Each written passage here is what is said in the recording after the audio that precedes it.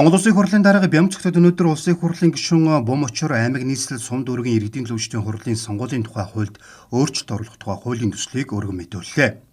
Өргөн мэдүүлсэн хуулийн төсөл нь хоёр зүйлтэй бөгөөд аймаг нийслэл сум дүүргийн иргэдийн төлөвчдийн хурлын сонгуулийн тухай хуулийн 47 дугаар зүйлийн 47-гийн 7 дахь хэсгийн орон нутгийн хурлын төлөвч гэдгийг аливаа этгээд гэж өөрчлөн нэр дэвших ажиллагаа эхлэхээс өмнө тойргийн сонгогчдоо ажлын тайлангаа танилцуулах зорилгоор хийсэн уулзалт энэ хуулиар хориглоогүй арга хэмжээ болон тараасан тайлан сонгуулийн сурчлаганд хамаарахгүй байхаар зохицуулсан гэж байлаа.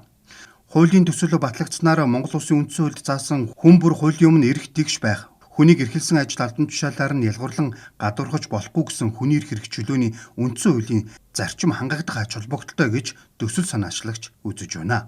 За хэрвээ та бүхэн санаж байгаа бол өнгөрсөн жил өдийд их хурлаар одоо үндсэн хуулийн цэцгийн 3 дугаар дүгнэлт ирсэн. Тэгээд тэр дүгнэлтэн дээр ямар юм байсан бэ гэхээр их хурлын сонгуулийн тухай хуулийн нэг заалт байгаа. Тэр заалт бол их хурлын гишүүний тайлангаа тавих тухай асуудал. Сонгуулийн өмнө тайлангаа, сонгуул болохоос өмнө тайлангаа тавих нь сонгуулийн сурчлаганд тооцогдохгүй гэдэг ийм агуулгатай заалт байсан. Энийг бол цэц үндсэндээ хүчингүй болгох ёстой. Ягаад гэвэл тэгш өрсөлдөөнийг өгөө хийж байна. Их хурлын гишүүдэд даваа тал болгож байна гэсэн.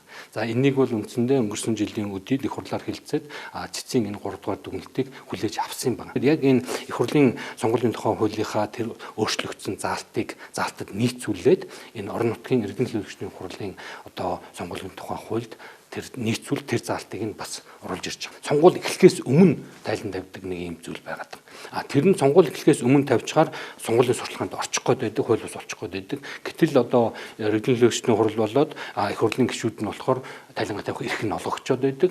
Магадгүй их хурлын гишүүн биш, иргэдийн төлөвч биш хүн болохоор тайлан тавихаар одоо сонгуулийн хууль зөрчсөн болчих гээд байдаг. Аймаг нийслэл сум дүүргийн иргэдийн төлөвчдийн хурлын сонгуулийн тухай хуулийн холбогдох хэсгийг Монгол Улсын үндсэн хуулийн цэцгийн дүгнэлт болон Монгол Улсын нэгдэн орсон хүний эрхийн олон улсын гэрээнд нийцүүлэх хууль зүйн хэрэгцээ шаардлага үүссэн гэж байна.